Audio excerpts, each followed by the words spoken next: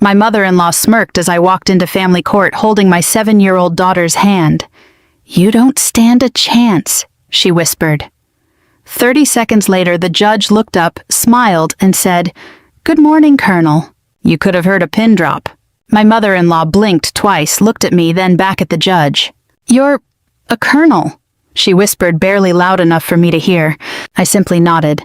Then I turned my attention back to my daughter. Emily squeezed my hand so tightly her little fingers almost hurt. "It's okay, sweetheart," I whispered. She looked up at me with nervous blue eyes. "Mom, are we gonna be okay?" I forced a smile. "We're going to tell the truth." That was all I promised, because truth was the only thing I knew for certain that morning. My name is Rebecca Harrison. I'm 46 years old, and until that moment, almost nobody in my husband's family knew what I'd spent over 2 decades doing before I became Emily's mother. They knew I'd served in the army. They assumed I'd been an office worker, a supply clerk, maybe an administrator. I never corrected them, not because I was ashamed, because once I retired, I wanted to leave my rank at the gate and simply live as a wife and mother.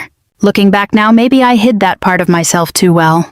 That Wednesday morning in early October, Nashville Family Court was already crowded before 9 o'clock. Parents sat quietly on wooden benches. Children colored in activity books. Lawyers hurried down the hallway carrying thick folders and paper coffee cups. Everything smelled faintly of floor polish and stale coffee. Emily and I had arrived almost 40 minutes early. She wore the little navy dress she'd picked herself. "I look brave in blue," she'd told me over breakfast. I kissed the top of her head. "You absolutely do." Then they walked in. David. And his mother. Margaret Harrison always entered a room like she expected people to notice. Cream-colored pantsuit, pearl necklace, perfect hair. She spotted me immediately. "Oh," she said loudly enough for several people nearby to hear. Rebecca actually showed up. David stood beside her wearing a charcoal suit I'd bought him years earlier for one of my retirement ceremonies. Funny how clothes outlive marriages. Margaret looked around the waiting area. No attorney.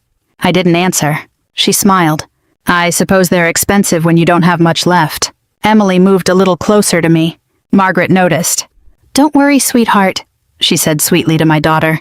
"You'll be living somewhere much nicer very soon." That sentence took every ounce of self-control I had. I wanted to tell her to stop talking to my child. I wanted to remind her that children weren't trophies to be won. Instead, I simply knelt beside Emily. "Remember what we talked about?" Emily nodded. "When grown-ups argue, I don't have to," she finished. "That's my girl." Margaret rolled her eyes, still giving little speeches. David finally spoke. "Mom, what?" "Not now." She shrugged dramatically. "I'm only being honest." Honest? That word almost made me laugh.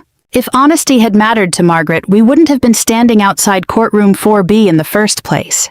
At exactly 8:55, the bailiff opened the courtroom doors. "Custody docket, Harrison versus Harrison." Emily looked up at me again. I took a slow breath. "We're ready." At least, I hoped we were. Because 3 years earlier, if someone had told me I'd one day be fighting my own husband for custody of our daughter, I would have called them crazy. Back then, I thought David Harrison was the safest choice I'd ever made. I couldn't have been more wrong. 3 years earlier, my life looked so ordinary that I honestly believed the hardest chapters were behind me.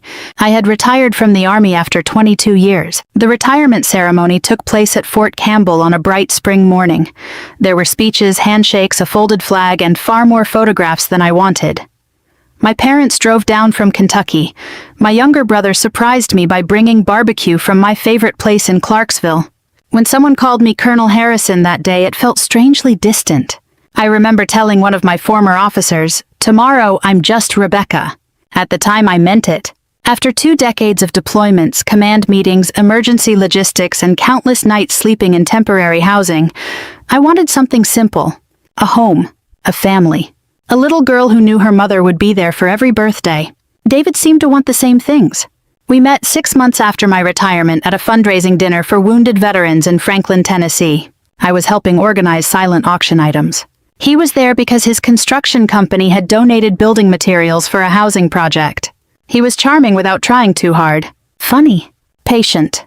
The kind of man who remembered to refill my coffee before I realized the cup was empty. On our 3rd date, he asked about my Army career. "What did you do?" "Logistics." He laughed. "That sounds important. It mostly means solving problems before everyone else notices they're happening." "I like that." I gave him the short version. I never talked about rank, never listed awards, never mentioned command. To me, that life was over. David never asked for more details. And honestly, I appreciated that. We married 18 months later in a small church outside Franklin. Nothing extravagant. About 60 guests, a reception at the community center with fried chicken, mashed potatoes, and peach cobbler. My old army friends teased me because I'd traded military precision for Southern comfort food. I told them comfort was exactly what I wanted. When Emily was born 2 years later, I thought I'd finally found the life I'd dreamed about during countless lonely nights overseas. Everything changed so gradually that I almost missed it. At first it was little comments. David would smile and say, "You don't have to organize everything like a military operation." He was joking. Mostly. Then Margaret started dropping by without calling. She'd open my refrigerator, rearrange kitchen cabinets, tell me Emily's bedtime was too early. One afternoon she watched me folding laundry and said, "You know the army may have taught you discipline, but raising a family is completely different." I smiled politely. "I'm learning every day." She patted my shoulder. "I hope so." I tried to ignore it. People told me mother-in-law relationships could be complicated. I didn't want every disagreement to become a battle. David rarely defended me. Instead, he'd sigh and say, "Mom means well." That became his favorite sentence. If Margaret criticized my cooking, "Mom means well." If she questioned how I disciplined Emily, "Mom means well." If she suggested I was wasting David's money because I'd stopped consulting after Emily was born, "Mom means well." One evening after Margaret left, I finally asked him, "Do you ever notice how she talks to me?" He looked up from the television. "Rebecca, why do you always assume she's attacking you?" "I don't." "Then let it go." I wanted to. I truly did. Because every marriage has rough seasons. Every family has difficult personalities. I kept telling myself this was temporary. That if I stayed patient, things would improve. Looking back now, I realize I wasn't protecting my marriage. I was protecting the version of it I wished existed. And those are two very different things. The first real crack in our marriage didn't come from an argument. It came from our checking account. I was paying bills one Tuesday afternoon while Emily was at first grade. She loved school, especially Tuesdays, because they served grilled cheese and tomato soup in the cafeteria. I logged into our joint account with a cup of coffee beside me. The balance looked wrong. Not a few $100s wrong. Nearly $80,000 wrong. I refreshed the page. Then again. I checked the transaction history. Wire transfer. 2 weeks earlier. Another transfer. 3 days after that. A third one the following Monday. Together they accounted for almost everything we'd spent years saving. I stared at the screen, convinced there had to be some mistake. When David came home that evening, I met him in the kitchen. "Did the bank make an error?" He loosened his tie. "What error?" "The savings account." He froze for just a fraction of a second. It was enough. "I moved the money." I blinked. "You, what?" "I moved it." Without telling me, "It's still our money. It isn't in our account anymore." He walked to the refrigerator, opened it, and took out a bottle of water as calmly as if we were discussing the weather. "I've been restructuring things." I followed him. "David, that's $80,000. "I know exactly how much it is." "Then why didn't you tell me?" He twisted the cap off the bottle. "Because you'd overreact." I actually laughed. Not because it was funny. Because I couldn't believe what I was hearing. "You emptied our savings." "I protected it." "From who?" He looked directly at me. "From uncertainty." That answer stayed with me long after the conversation ended. I didn't understand what he meant. Not yet. 3 days later I found out. Emily had gymnastics on Thursday evenings. David said he'd pick her up afterward because I had a parent conference at school. When the meeting ended early, I decided to surprise them with ice cream. Instead, I drove into the parking lot of Margaret's house. David's truck was already there. So was Emily's little backpack. The front window was slightly open. As I walked toward the porch, I heard voices. "Margaret's?" "David's." "You've waited long enough," Margaret was saying. David sighed. "I know." "Then file the papers." "I'm going to." "And Emily," there was a pause. "We'll ask for primary custody." My heart started pounding. Margaret spoke again. "Rebecca has no chance if we do this correctly." David didn't answer. She continued. "She's been out of the workforce for years. She retired." "Exactly." Margaret almost sounded pleased. "The judge will see a mother with no current career and a stable father who can provide." I gripped the porch railing so hard my knuckles turned white. Then came the sentence that made my stomach drop. We'll also raise concerns about her military service. David's voice was quieter. Mom, people hear Army and think trauma. She doesn't have PTSD. That doesn't mean we can't ask questions. Silence. Long, uncomfortable silence. Finally, David spoke. Our attorney said it could influence the custody evaluation. He knew. He knew it wasn't true.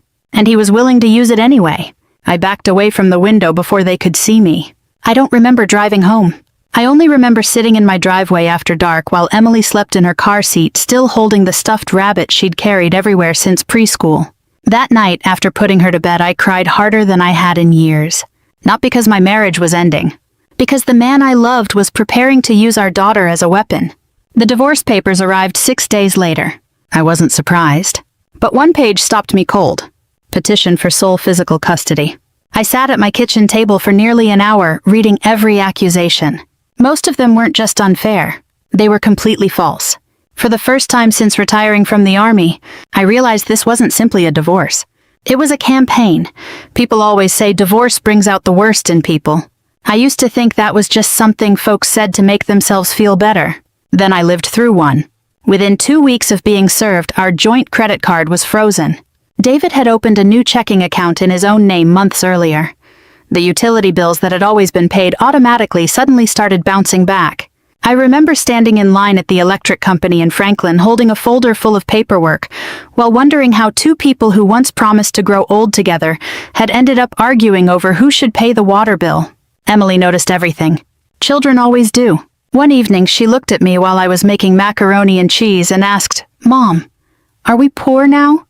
That question hurt more than the divorce papers. I smiled and stirred the pasta.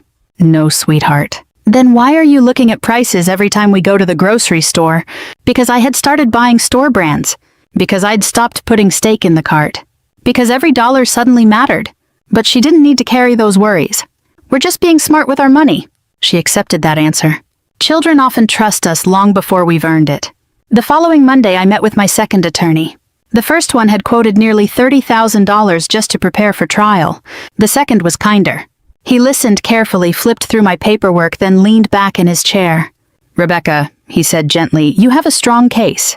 I felt hope for the first time in days. Then he slid a yellow legal pad across the desk.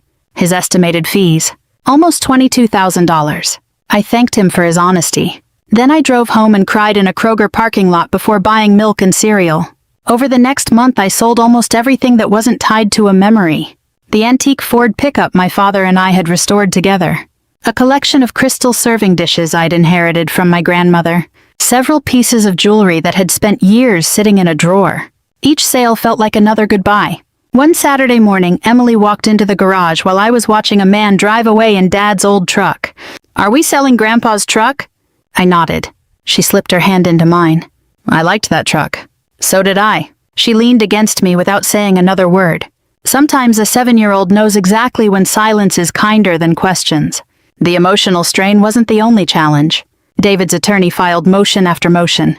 Requests for financial records, medical records, military records, even my old counseling notes from years earlier after my retirement. It felt endless. One afternoon, I spread every document across my dining room table. Stacks of bank statements, tax returns, school records, military paperwork. Emily wandered in carrying a coloring book. "That's a lot of homework." I laughed for the first time all week. "It sure is." She climbed into my lap. "Are you gonna win?" I looked into her hopeful little face. Every instinct told me to promise everything would be okay. But the Army had taught me something important. Never promise what you can't control. So instead I kissed her forehead. "I'm going to fight as hard as I can." She smiled. "I know." That evening my phone rang. The caller ID read, "Colonel James Whitaker, my former brigade commander." We hadn't spoken in nearly 4 years. "Rebecca," he said warmly after I answered. "I heard what's happening. Word travels fast in military circles. I've got people who'd fly to Tennessee tomorrow if you needed them." I smiled despite myself. "I know you would." "So what's the plan?" I looked around my dining room at the mountain of paperwork. For a long moment I didn't answer. Then I finally said the only thing that felt right. "I'm going to beat them the same way we solved every impossible mission." "How's that?" "Preparation." There was a pause. Then he laughed. "I was hoping you'd say that. I didn't want favors. I didn't want anyone pulling strings. I wanted the truth to be enough. I just had to prove it. People sometimes assume that if you spend 22 years in the army, you come home wanting everyone to know about it. For me, it was the opposite. When I retired, I packed my uniforms into garment bags, folded away my medals, and stored every plaque and certificate in the attic. Not because I wasn't proud, because that chapter had ended. I wanted Emily to know me as the mom who packed her lunches and volunteered for field trips, not the officer who spent years solving supply crises halfway around the world. David knew I'd retired as an officer. He knew I'd spent most of my career in logistics. That was about it. He never asked what rank I'd held. Never asked what my job had actually involved. Neither did Margaret.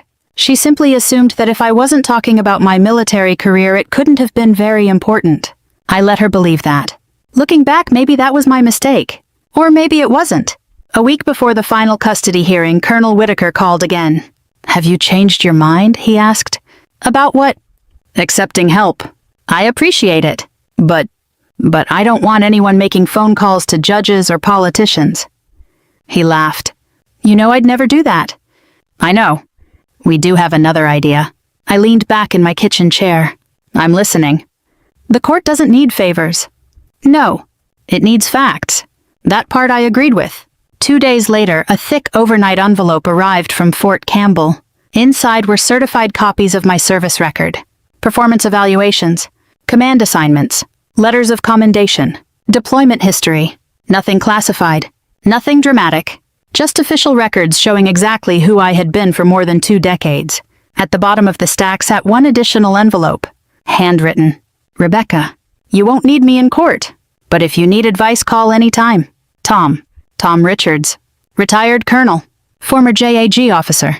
We'd served together during a humanitarian operation after severe flooding along the Mississippi years earlier. He'd become an attorney after leaving active duty. When I called him that evening, he answered on the second ring. "About time. You knew I'd call. I knew you'd at least read the note." For nearly 2 hours, he walked me through family court procedure. Not strategy. Procedure.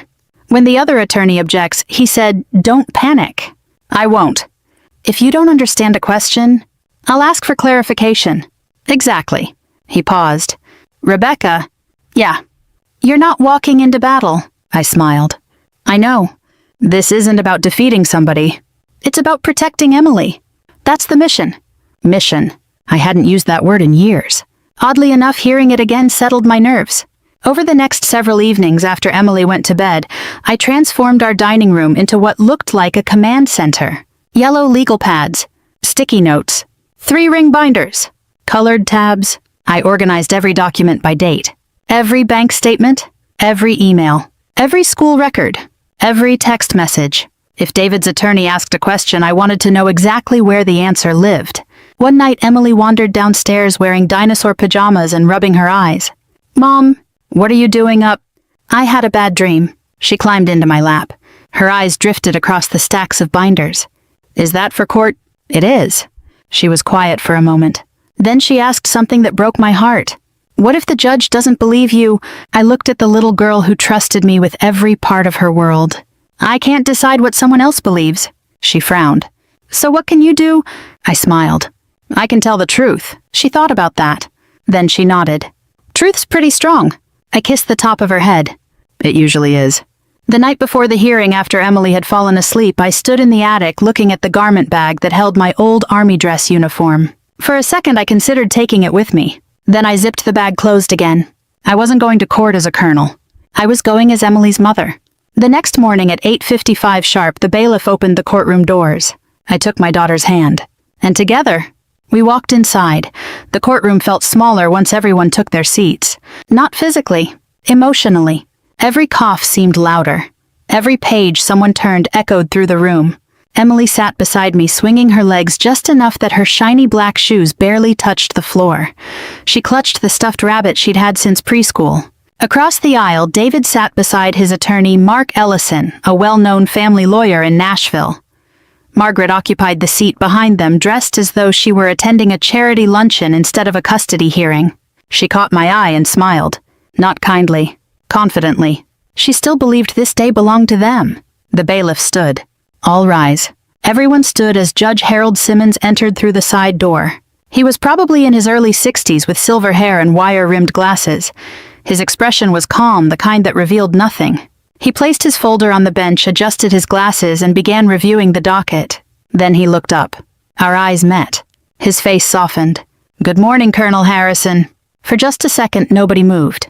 Then the room seemed to inhale all at once. Margaret frowned. David looked at me, then back at the judge. Even Mr. Ellison blinked in surprise. I smiled politely. "Good morning, Your Honor." The judge nodded once before returning to the file in front of him. That was it. No conversation. No special treatment. Simply professional recognition between two people whose paths had crossed years before. Behind me, I heard Margaret whisper, "You're a colonel." I turned slightly. "I retired several years ago." Her mouth opened. Closed. Opened again. She looked at David. "You didn't know—" David stared at me. "No." The realization spread across his face in slow motion. Not because rank automatically meant anything in family court. It didn't. But because he suddenly understood there was an entire part of my life he'd never cared enough to learn about. Judge Simmons cleared his throat. "Counsel, are we ready to proceed?" Mr. Ellison stood. "Yes, Your Honor." Since I was representing myself, I rose as well. "Ready, Your Honor?" Margaret actually laughed under her breath. I ignored her. The judge reviewed a few preliminary matters before inviting Mr. Ellison to present David's case. For nearly 30 minutes, the attorney painted a picture of me that barely resembled reality. A retired military officer who struggled to adjust to civilian life. A mother who was rigid. Someone who allegedly lacked emotional flexibility. He spoke smoothly, confidently. When he finished, the judge turned toward me. "Mrs. Harrison." I stood. "I'd like to begin with Exhibit 4, Your Honor." Mr. Ellison handed over a folder. I smiled. "Your Honor, before addressing Exhibit 4, may I ask Mr. Harrison one question?" The judge nodded. "You may."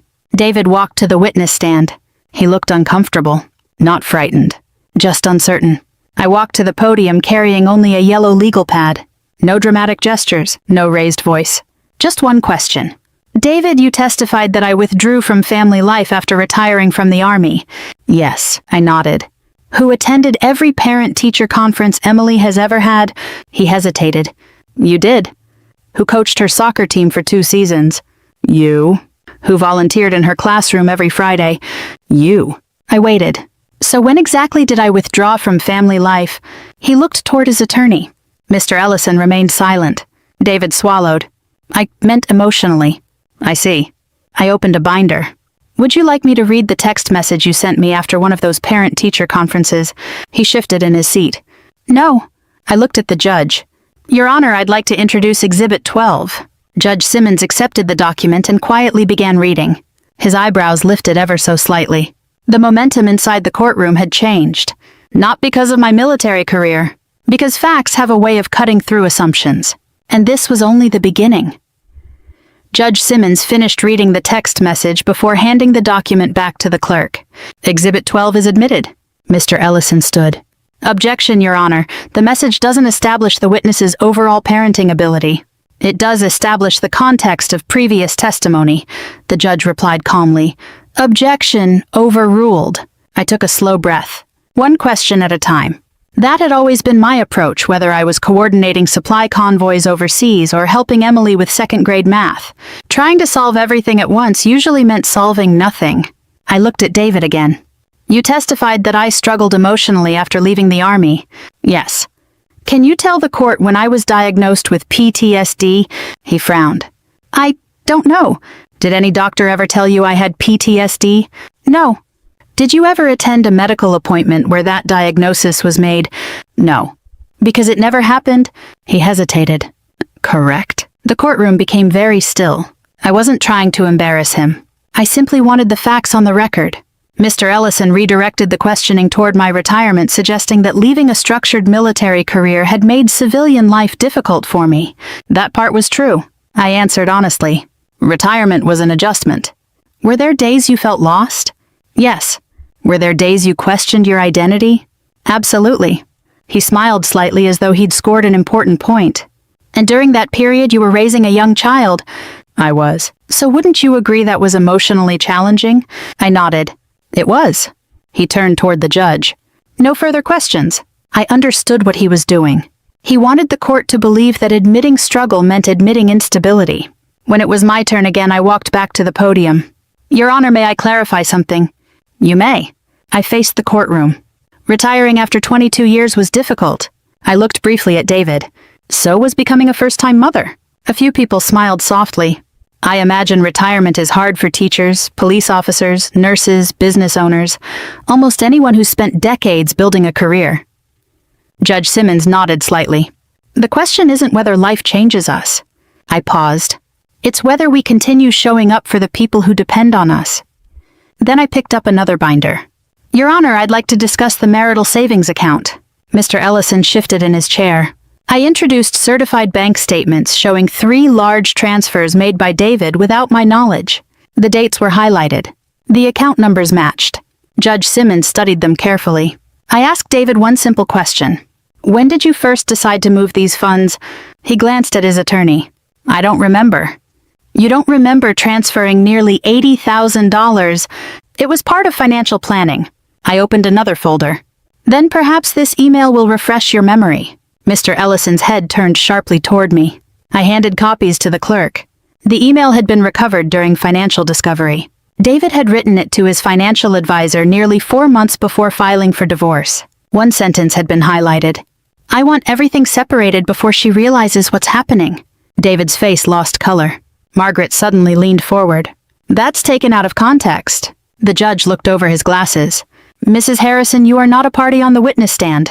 She leaned back, visibly frustrated. I wasn't finished. Your Honor, I'd also like to introduce phone records. Mr. Ellison stood again. On what basis? They establish repeated communication between Mr. Harrison and Mrs. Margaret Harrison immediately before and after each financial transfer. The judge accepted the documents. Margaret's confident smile disappeared. For the first time that morning she looked worried, not because I'd revealed anything dramatic, because every document fit together like pieces of a puzzle. No accusations, no emotional speeches, just dates, times, records, and little by little the story they had carefully built was beginning to collapse under the weight of its own contradictions. By early afternoon the courtroom no longer felt like David's stage. It felt like a place where everyone was waiting to see what the evidence would say next. Judge Simmons called for a 15-minute recess. As people filed into the hallway, I stayed seated. I suddenly realized how exhausted I was. My shoulders ached. My mouth was dry. Representing yourself isn't glamorous. It means carrying every document, answering every question, and wondering every few minutes whether you've forgotten something important. Emily walked over from the children's waiting area with her coloring book tucked under one arm. Mom, yeah, sweetheart. She wrapped both arms around my waist. I think you're doing really good. I laughed softly. You've only heard about 5 minutes of grown-up talking. I know. She looked up at me. But Grandpa always says people tell the truth with how they act. I smiled. My dad's a smart man. He really is. That tiny conversation settled my nerves more than any legal advice ever could. Across the hallway, David stood talking quietly with Mr. Ellison. Margaret wasn't talking. She was pacing. Every few seconds she glanced toward me. Not with confidence anymore. With frustration. The bailiff called everyone back inside. Once the courtroom settled, Judge Simmons looked toward me. Mrs. Harrison, you may continue. Thank you, Your Honor. I stood and picked up one final binder. This portion concerned statements made in Mr. Harrison's custody petition. Mr. Ellison immediately rose. Your Honor, we've already addressed those allegations. I believe we addressed the conclusions, I replied calmly. I'd like to address how they were created. The judge nodded. Proceed. I walked to the witness stand. David, in your sworn filing, you stated that I frequently left Emily unattended because I was emotionally withdrawn. Yes. Can you tell the court the date that happened? He hesitated. I don't remember the exact date. Can you name one occasion? Silence. You also stated that Emily's teacher expressed concerns about my parenting. That's what I was told. By whom? He looked toward his attorney again. My mother. I nodded. No further questions. Then I turned toward the judge. Your Honor, I'd like to submit a letter from Emily's classroom teacher. The clerk handed the letter to Judge Simmons. He read quietly for nearly a full minute. Finally, he looked up. The teacher's letter stated something simple but powerful. Rebecca Harrison has been one of the most consistently involved parents I've worked with in 23 years of teaching. Emily arrives prepared, feels safe, and clearly shares a loving relationship with her mother. At no time have I expressed concerns about Mrs. Harrison's parenting. Judge Simmons placed the letter on the bench. He turned toward David. Mr. Harrison. Yes, Your Honor. Did your daughter's teacher ever tell you Mrs. Harrison was an unfit parent? David swallowed. No. So that statement in your petition, it came from my mother. The courtroom became perfectly still. Judge Simmons shifted his attention. Mrs. Margaret Harrison. Margaret slowly stood. Yes, Your Honor. Did you tell your son that Emily's teacher questioned Mrs. Harrison's parenting? Margaret lifted her chin. I may have misunderstood a conversation. I quietly opened my final folder. Your Honor. The judge looked at me. I have one last exhibit. It was a voicemail. Margaret had accidentally left it on my phone months earlier. The clerk played it through the courtroom speaker. Her voice filled the room. David, if we're going to win custody, stop being nice. The judge doesn't know Rebecca. We just have to make her sound unstable long enough. Nobody moved. Nobody spoke. When the recording ended, Judge Simmons removed his glasses. He looked first at Margaret, then at David. Finally, he said in a calm, measured voice, Mrs. Harrison, this court takes false allegations involving a child's welfare extremely seriously. Margaret opened her mouth to respond. The judge raised one hand. No, ma'am. She sat back down without another word. For the first time that day, she had nothing left to say. The courtroom stayed quiet for what felt like a full minute. Judge Simmons reviewed his notes one last time before folding his hands on the bench. When he finally spoke, his voice was calm, measured. The kind of voice that carried more weight because it never needed to be loud. Custody decisions are not intended to reward one parent or punish another. He looked first at David, then at me. They exist for one purpose only. The best interests of the child. I glanced toward Emily. She sat beside the court-appointed child advocate, coloring another picture without any idea that the next few minutes would shape the rest of her childhood. Judge Simmons continued. During today's hearing, this court heard allegations concerning Mrs. Harrison's emotional stability. He paused. None of those allegations were supported by credible evidence. Mr. Ellison lowered his eyes to his legal pad. The judge turned another page. We also received documentary evidence showing that Mr. Harrison transferred substantial marital assets without his wife's knowledge while preparing for divorce. David stared at the floor. More concerning. The judge continued, the court heard and reviewed evidence suggesting an intentional effort to create a false narrative regarding Mrs. Harrison's ability to parent. No one said a word. Even Margaret remained perfectly still. Judge Simmons folded the file closed. Mrs. Harrison. Yes, Your Honor. I have reviewed school records, medical records, testimony, financial documents, and the recommendation of the court-appointed evaluator. He smiled gently. Every independent source describes you as a consistent, engaged, and loving parent. I felt my throat tighten. For months I'd questioned myself. Wondered if maybe I had somehow failed without realizing it. Hearing those words from someone who had examined every fact, it felt like I could finally breathe again. Judge Simmons continued, therefore, the entire courtroom seemed to lean forward. This court awards primary physical custody of Emily Harrison to her mother, Rebecca Harrison. I closed my eyes. Just for a second. Not because I wanted to celebrate. Because I needed to steady myself. Emily looked up. Mom? I smiled through tears. We're going home together. She jumped out of her chair and wrapped both arms around me. I knew it. I laughed softly. I hoped so. Across the aisle, David slowly lowered his head into his hands. He didn't argue. He didn't interrupt. He simply sat there. Judge Simmons wasn't finished. Mr. Harrison will receive parenting time according to the attached schedule. Then his expression became more serious.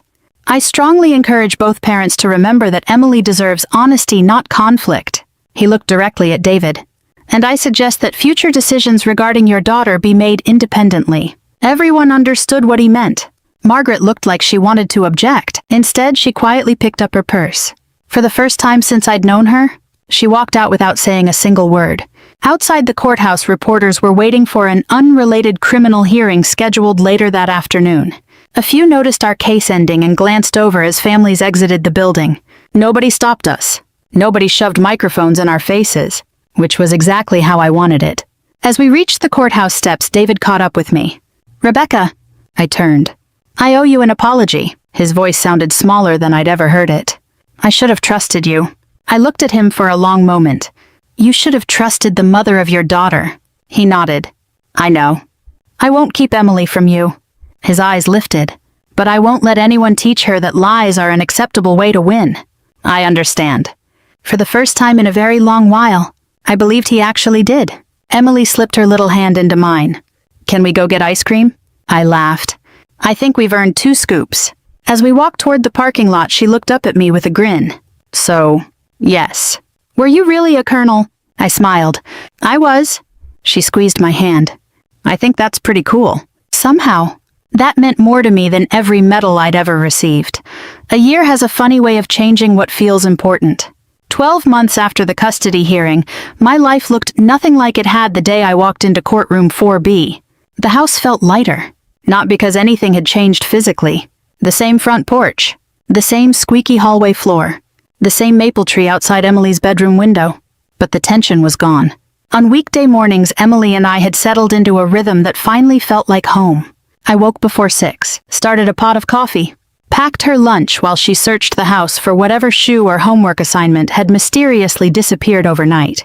Some mornings she danced into the kitchen singing whatever she'd learned in music class. Other mornings she shuffled in with messy hair and declared she was too tired for multiplication. Those ordinary moments became my favorite part of life. After everything we'd been through, ordinary felt like a gift. I also went back to work. Not in the army. That chapter had ended exactly when it should have. Instead, I accepted a part-time position mentoring military spouses who were preparing for civilian careers or facing difficult family transitions. Many of them carried the same fear I once had. Who am I if I'm not wearing the uniform anymore? I never gave speeches. I simply listened. Then I told them something I had learned the hard way. The uniform teaches you how to serve. It doesn't decide who you are after you hang it up.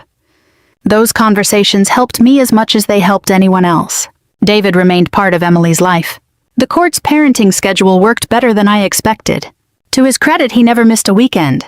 He showed up to school concerts, soccer games, birthday parties. Slowly, he became the father Emily deserved. We were never close again, but we learned how to be respectful. That was enough. Margaret, on the other hand, faded quietly into the background. She saw Emily occasionally during David's parenting time, but she no longer tried to interfere.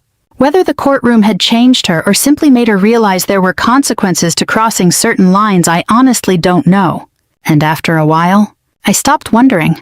One Saturday afternoon, Emily and I were cleaning the attic when she found an old green garment bag tucked behind a stack of Christmas decorations. She dragged it across the floor. "Mom, what is it?" She unzipped it carefully. Inside hung my army dress uniform, the silver eagle insignia, the ribbons, the medals. She stared at it with wide eyes. "So this is what you wore?" "It is." She looked up at me. "Why didn't you ever tell me?" I sat down beside her on the attic floor. "I didn't want you to think those things were the most important part of my life." "Aren't they?" I smiled. "No." "What is—" Without hesitation, I answered. "You." She leaned against my shoulder. "I still think you looked pretty cool." I laughed. "I did have a pretty sharp uniform." She giggled. "You should wear it for Halloween." "I think I'm a little old for that." "No way." For the next several minutes, we laughed until our stomachs hurt. It struck me then that this was the real victory. Not the courtroom. Not the judge recognizing my rank. Not proving Margaret wrong. The real victory was that Emily had grown up seeing strength without bitterness. She had watched her mother fight with facts instead of anger. She had learned that dignity lasts longer than revenge. Looking back, I realized the army taught me how to lead under pressure, but becoming Emily's mother taught me why that mattered. Rank opened doors in my career, but love carried me through the hardest battle of my life. If you've ever been underestimated or judged by only one chapter of your story, I hope you'll remember that people don't get to decide your worth, you do. Thank you for spending this time with me. If this story touched your heart, I hope you'll join me again for another one. The end.